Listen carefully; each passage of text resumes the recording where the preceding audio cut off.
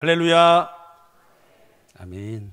하나님께서 우리 오후에도 우리에게 주신 합당한 은혜, 또 각자에게 필요한 은혜 주실 줄 믿습니다. 오늘 저는 이 시간 시냇가의 나무와 바람에 나는 겨라는 제목으로 하나님의 말씀 증거하도록 하겠습니다.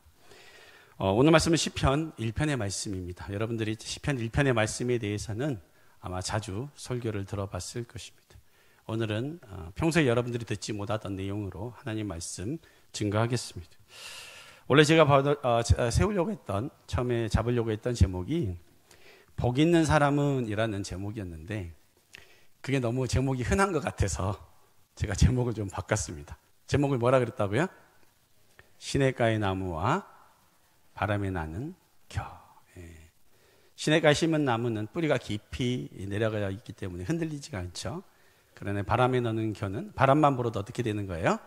흔들린다는 것이죠. 그 차이에 대해서 볼 수 있는 제목이라는 것입니다.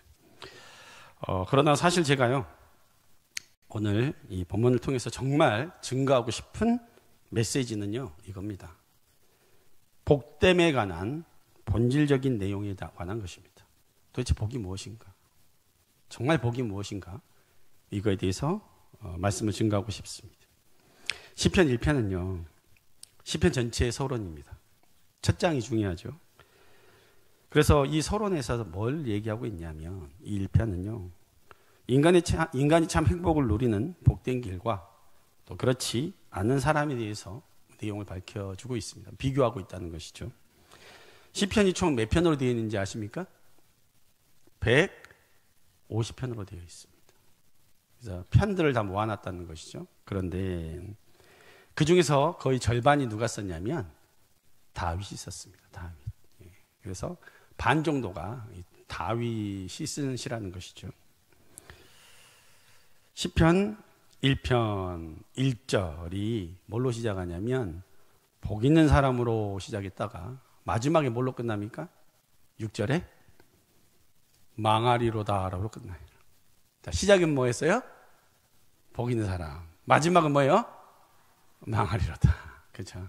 자, 처음에 복이 있었으면 마지막도 어떻게 해야 되는 거예요? 복을 누리는 자가 돼야죠. 그죠? 근데 복 있는 사람이 됐다가 마지막에 망하는 사람이 되어서는 안 된다는 것뿐만 아니라 그럴 수도 있다라는 경고의 메시지도 된다는 것입니다. 오늘 시편 1편을 통해서 이 자리에 계신 함께하여 예배드리는 모든 분들이 시편 저자가 말하는 복 있는 사람의 은혜를 누리시는 축복이 있기를 예수님의 이름으로 축원합니다. 먼저 오늘 본문 시편 1편 1절을 다시 함께 합독하도록 하겠습니다. 1편 1절입니다. 시작. 복 있는 사람은 악인들의 길을 따르지 아니하며 죄인들의 길에 서지 아니하며 오만한 자들의 자리에 앉지 아니하고 라고 하셨습니다. 자, 먼저 첫 구절에서 여러분들이 눈에 들어오는 내용이 뭡니까? 한번 1장 1절 1편 시편 1편 1장 1절 한번 보여볼까요? 예. 복 있는 사람은 악인의 길을 따르지 아니하며 죄인들의 길에 서지 아니하며 오만한 자의 자리에 앉지 아니한다 이렇게 얘기를 했는데 보통은요 이 뒷부분에 강조점을 많이 두고 그걸 비교를 많이 합니다. 그래서 악인들의 길을 따르지 말아라, 뭐 죄인 길에 서지 말아라, 오만한 자의 자리에 앉지 말아라, 뭐 이런 얘기들을 많이 하는데 저는요 그거보다 앞에 부분에 좀 집중을 하고 있습니다. 첫 번째 뭐예요? 첫 구절이 뭐였습니까? 복 있는 사람은 이랬죠. 복 있는 사람은.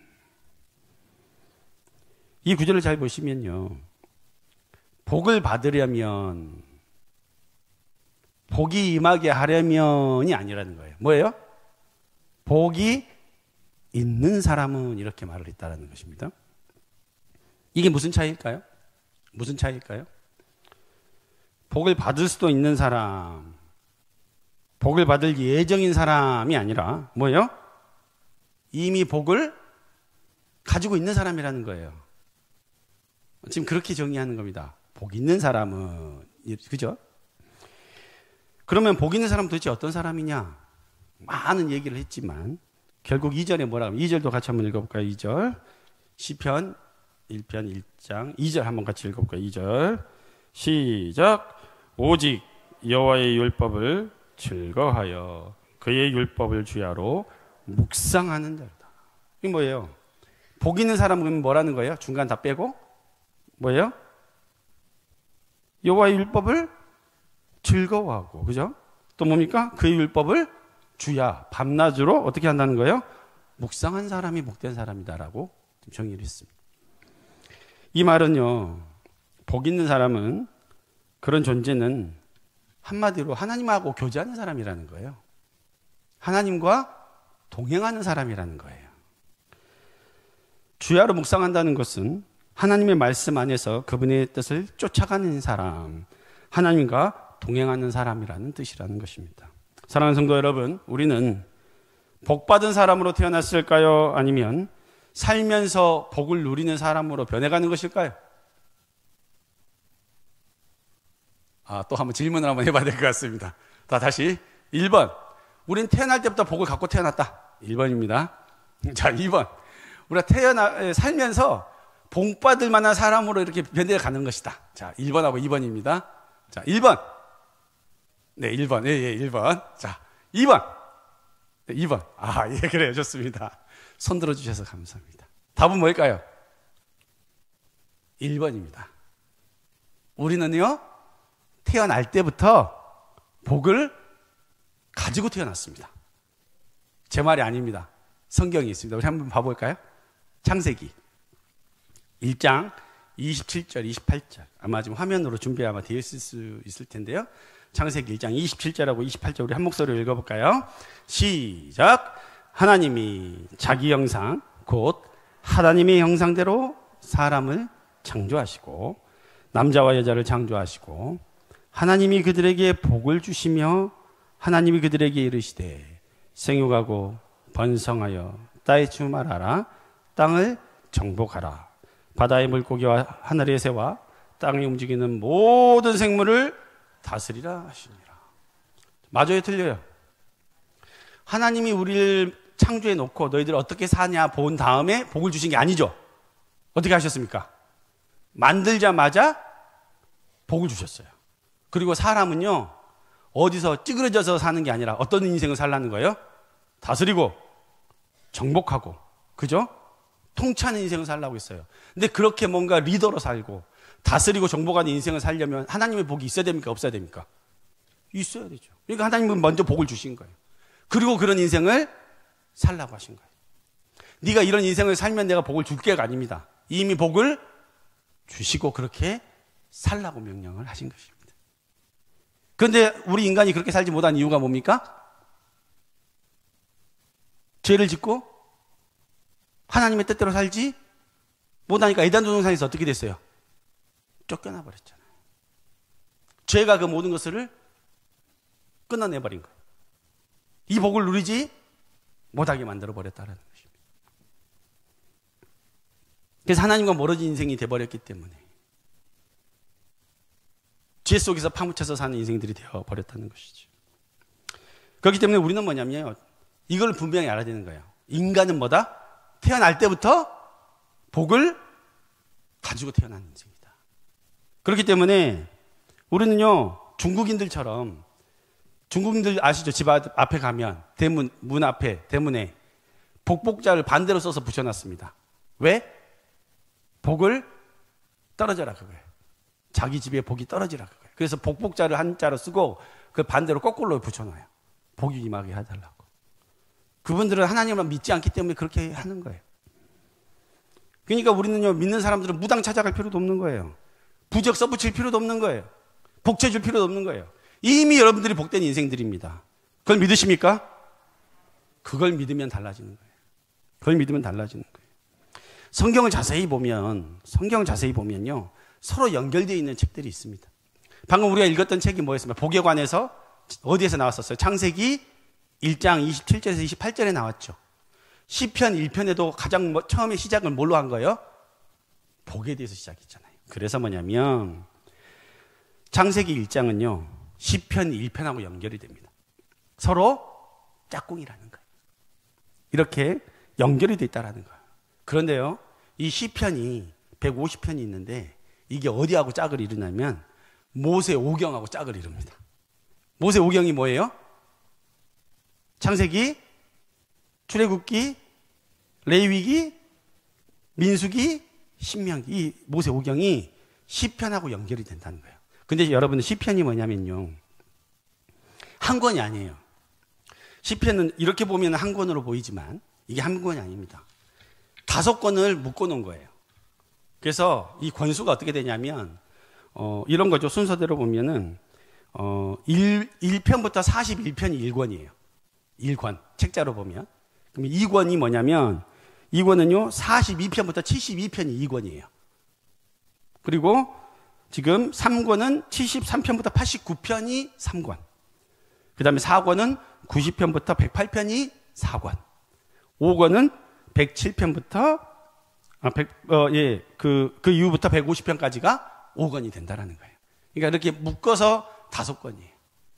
그럼 이 5권은 또 뭐하고 연결된다는 거예요? 아까 모세 오경하고 연결이 된다는 거예요. 그 내용을 보면 뭐가 있냐면요, 창세기와 시편 1편이 연결돼서 무슨 내용이 나오냐면 하나님과 인간에 대한 것들을 다뤄요. 거기서. 그리고 그러면 레위기 출애굽기와 시편 2권은요 뭘 다루냐면 구원에 대해서 다뤄요. 구원. 짧게 요약해서. 3권은 뭐예요?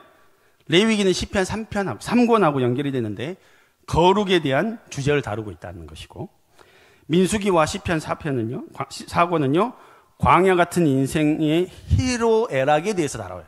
민수기. 그리고 신명기는 시편 5권 구원받은 자들의 은혜와 감격, 신앙 고백에 대해서 말하고 있다는 것입니다. 그래서 어떻게 돼요? 시편과 모세오경이 연결되기 때문에 시편을 제대로 보려면 뭐부터 봐야 된다는 얘기예요. 그러면 모세오경을 봐야 돼요.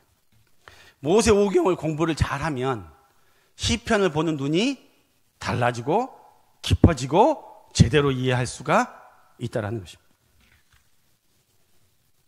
모세오경은 어려운 책 같지만 사실 어려운 책이 아닙니다. 정말 인생의 희로애락과 인생의 깊이에 대한 여러 가지를 깊이 있게 다뤄요. 그리고 그 안에 교회론도 있고 우리 하나님을 어떻게 섬겨야 되고 성도로서 서로 어떻게 관계해야 되고 하나님 앞에 어떻게 예배해야 되고 어떻게 하나님 앞에 거룩하게 살아야 되는지 그게 다 나와 있습니다. 그래서 모세오경을 보면요 정말 은혜가 되는 책이 모세오경입니다.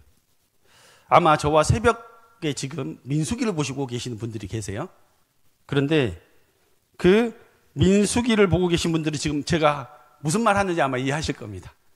모세오경이 지금까지 어려운 책인 줄 알았는데 뜯어서 보니까 너무 은혜가 되는 책이라는 거예요. 우리 실생활에 정말 우리 인생에 대해서 깊이 있게 다루는 성경이 바로 모세오경이라는 것이에요. 그렇듯 뭐가 있냐면 하나님의 말씀, 계명 이런 것들이요 우리 심령에 부딪히잖아요. 은혜가 되잖아요. 그럼 뭐가 나올까요? 찬양이 나올 수밖에 없는 거예요. 노래가 나올 수밖에 없는 거예요. 그렇지 않습니까? 하나님께 사랑의 고백을 할 수밖에 없는 거예요. 하나님과 관계가 깊어지고 그것들을 누리다 보면 고백이 나올 수밖에 없는, 시편이 나올 수밖에 없는 거예요. 다윗이요 그 엄청난 고난과 위기의 순간에, 삶의 위기와 고통의 순간에 했던 고백, 그 모든 고백들이요 엄청난 은혜가 되는 거예요. 정말로 은혜가 되는 거예요. 시편 23편 같은 경우 너무너무 유명하죠. 여호와는 나의 목자시니. 이 시가 써진 지가 몇 년 정도 됐냐면 3,000년이 넘었습니다. 3,000년이 넘는 시예요. 그런데 전 세계에서 가장 많이 읽히는 시, 많이 외우고 인용되는 시가 뭔지 아십니까? 시편 23편이에요. 어마어마한 시입니다. 읽으면 읽을수록, 묵상하면 묵상할수록 다가오는 인생의 깊이가 달라지는 정말로 위대한 시예요. 근데 그가 그런 위대한 시를 쓸 수 있었던 건 뭐예요? 평강 가운데 쓴 것이 아니라는 거예요. 수많은 고난과 역경 가운데 자기와 함께 하신 그 하나님, 어떻게든 하나님의 계명대로 율법대로 살아보려고 몸부림치던 그의 몸부림 가운데 나는 정말로 신앙의 고백이라는 거예요. 그러니까 그 고백들을 묵상하면 묵상할수록 그 깊이가 어마어마하다라는 것입니다. 사실 시편 1편을 설교하시는 많은 분들이 복 있는 사람과 그렇지 않은 사람을 막 비교를 해요. 막 비교를 해요. 그러면서 이러면 안 되고 저래야 된다. 이 복을 누리려면 이래야 된다. 이런 말들을 하는데, 그렇게 되면 왠지 그런 비교하는 내용들을 계속 듣다 보면 마치 나도 그런 비교의 대상에 들어가는 것 같은 느낌을 받게 돼요. 더 잘해야 될 것 같고, 뭔가 내가 잘해야지, 또 마음에 들어야지 복을 누릴 것 같은 느낌이 든다는 거예요. 그러나 사실은 다시 말씀드리지만 이미 우리는 뭐라는 거예요? 복을 가지고 복을 받은 채로 태어난 인생들이라는 것입니다. 이것을 확실히 해야 되는 거예요. 인간은 하나님으로부터 복을 받고 태어난 인간들입니다. 그래서 존재입니다. 그래서 하나님이 우리 인간을 바라보시는 인간관이 이거라는 거예요. 하나님 우리에게 복을 받거나 누리게 하기 위해서 뭘 요구하지 않으시는 거예요. 우리에게 어떤 결과를 요구하지 않으세요. 우리에게 뭔가 열심히 해서 너의 복을 좀 증명해봐라. 네가 복 받을 만한 잘하는 것을 증명해봐라 하지 않으세요. 그냥 뭐라는 거예요? 나와 함께 있어라. 나와 동행하자. 그것이 너에게 복이다. 그렇지 않습니까? 우리는 포도나무에 붙어있는 뭐예요? 가지예요, 가지. 우리는 그 포도나무에 붙어있기만 하면 어떻게 하는 거예요? 열매를 맺어요. 누가 맺는 거예요? 내가 맺는 게 아니에요. 누가 맺게 하는 거예요? 참 포도나무 되신 예수님. 하나님이 우리로 말미암아 열매를 맺게 하는 거예요. 근데 사람들은 열매를 맺어라, 결과물을 내라, 막 그러고 있잖아요. 그냥 우리가 뭔가 잘해야 될 것 같아요. 그렇지 않습니다. 우리의 싸움은 붙어 있는 싸움이에요. 동행하는 싸움입니다. 어떤 상황 속에서도 하나님 앞에 떠나지 않고 하나님과 붙어 있고 그분과 동행하고 주야로 묵상하고 그분과 함께 하는 것이 우리들의 영적인 싸움이라는 것입니다. 그 사람이 복된 사람이라는 거예요. 그런데요, 우리 예수님도 우리 하나님과 마찬가지로 우리 예수님도 이런 마음을 주세요. 우리의 복의 개념은 세상과 완전 달라요. 우리가 우리 스스로에 대한 나는 복된 사람이라는 존재 이 개념 자체를 외적인 것, 물질적인 것, 다른 것들로 기준 삼아버리면 그때부터 우리는 혼동이 와버려요. 우리가요, 세상과 전혀 다른 가치관으로 이 복의 개념으로 살지 않으면 우리도 혼동돼 버려요. 그래서 세상의 가치관처럼 교회 안에 있을 때에도 하나님 안에 있음에도 불구하고 막 가치를 증명해내려고 그래요. 뭔가를 잘해야 된다라고 얘기를 해요. 자기가 뭔가를 잘한다고 인정받고 칭찬받고 박수받을 만한 짓을 해야 된다라고 생각을 해요. 아니에요. 이미 그 존재 자체로 여러분 귀한 사람들입니다. 하나님의 복을 받은 사람들입니다. 이것을 마음에 품을 때 우리의 자존감이 달라지고 우리의 정체성이 달라지는 것입니다. 예수님은 뭐라 그러셨냐면요, 마태복음 5장에 하나님처럼 동일하게 얘기를 해요. 산상수훈의 팔복의 내용이 나오잖아요. 그때 예수님 무슨 얘기 하셨어요? 마태복음 5장 1절에 뭐라 그랬어요? 예수께서 무리를 보고 뭐라고 하셨어요? 산에 올라 앉으시고 제자들에게 말을 하시죠. 입을 열어 가르쳐 이르시되, 마태복음 5장 3절에 뭐라고 합니까? 심령이 가난한 사람은 복이 있대요. 왜? 천국이 저희 곳이래요. 여러분, 심령이 가난한 자, 또 그 다음 보면 애통하는 자, 온유한 자. 온유하면 어떻게 됩니까? 사람들이 함부로 하기 쉬워요. 사실은, 그죠? 애통하는 자, 왜 애통해요? 슬픔과 고통이 많으니까 애통하지 않습니까? 근데 애통하는 자가 복이 있대요. 이상한 얘기를 하시는 거야, 지금 예수님도. 복에 관해서 얘기하시면서. 의에 줄이고 목마른 사람, 복이 있대요. 마음이 청결한 자가 복이 있대요. 화평케 하는 자가 복이 있대요. 의를 위해서 박해를 받는 자가 복이 있답니다. 아니, 박해를 받는데 무슨 복이 있습니까? 나로 말미암아 11절 나로 말미암아 너희를 욕하고 박해하고 거짓으로 너희를 거스리며 모든 악한 말을 할 때 너희에게 복이 있대요. 복이 있대요. 5장 12절 같이 읽어볼까요? 5장 12절 시작.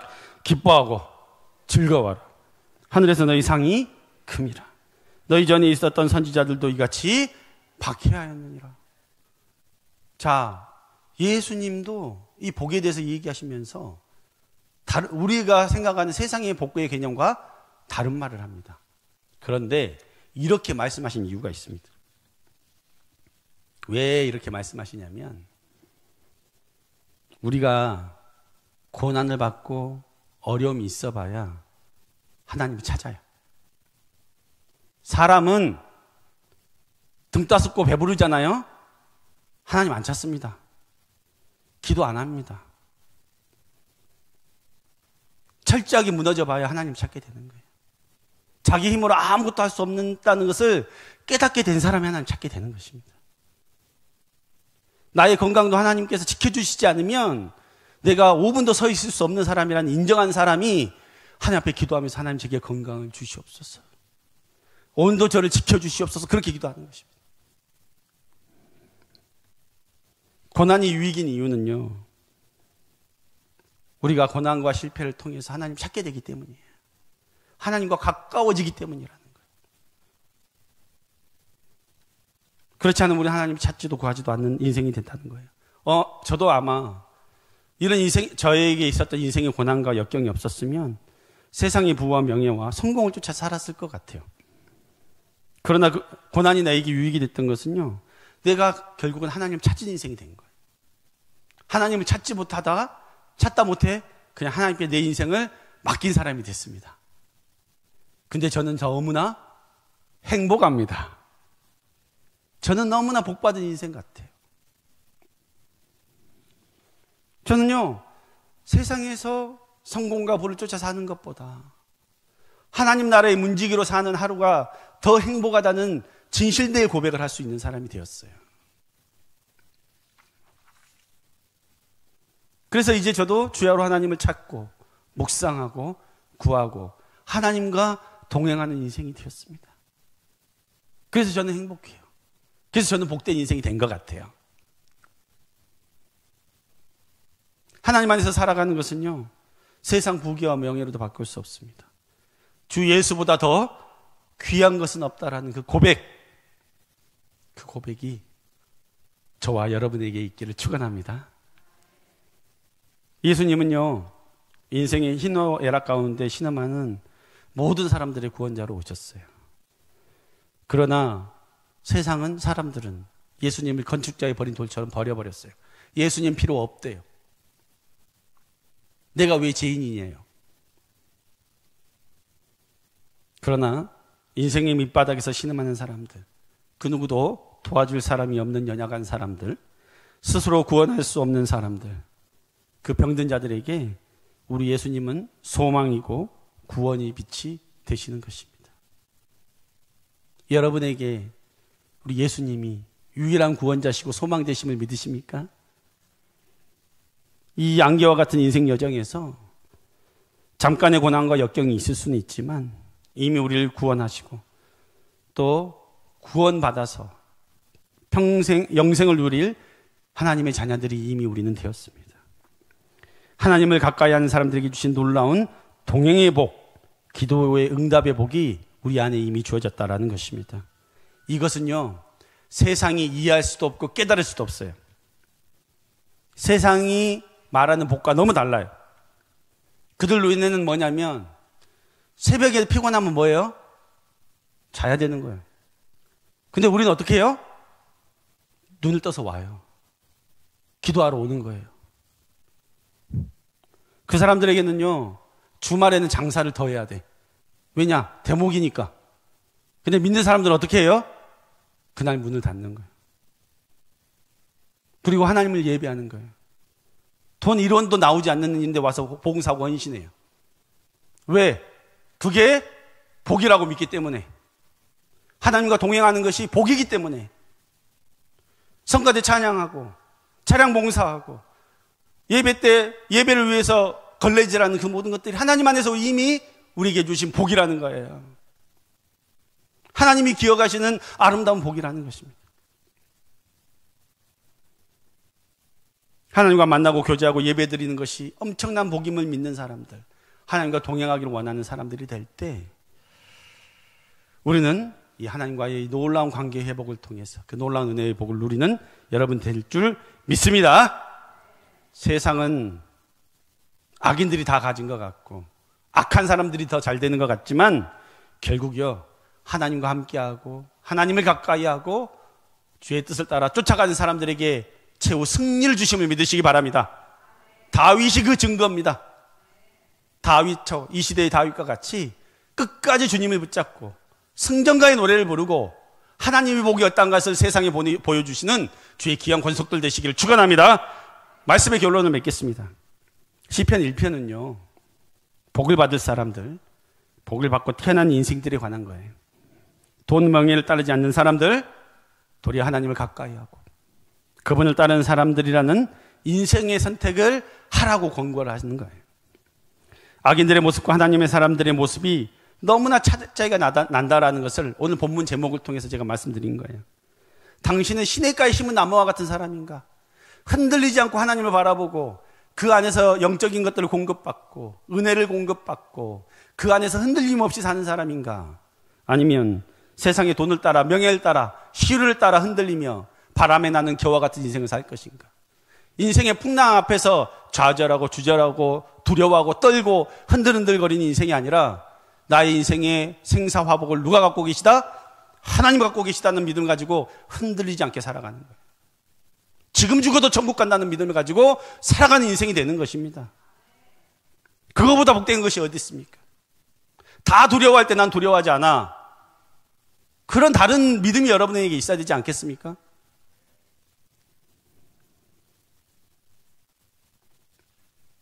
오만한 자의 자리에 앉지 않고 인생의 희노애락 락 가운데 휩쓸리는 바람에 나는 겨와 같은 사람이 되지 않기 바랍니다. 나는 생명의 시냇가에 심은 나무다. 의인들의 길은 인정하시나 악인의 길은 결국 망할 것이다라는 믿음을 가지시기 바랍니다. 다윗을 그 모든 고난과 역경에서 승리하게 하셨던 하나님께서 우리에게 참복을 주실 것입니다. 다윗의 영성, 그 깊이를 닮은 사람들에게 되게 하실 것입니다. 이 은혜가 여기 계신 모든 분들에게 함께 하시기를 예수님의 이름으로 축원합니다. 기도하시겠습니다.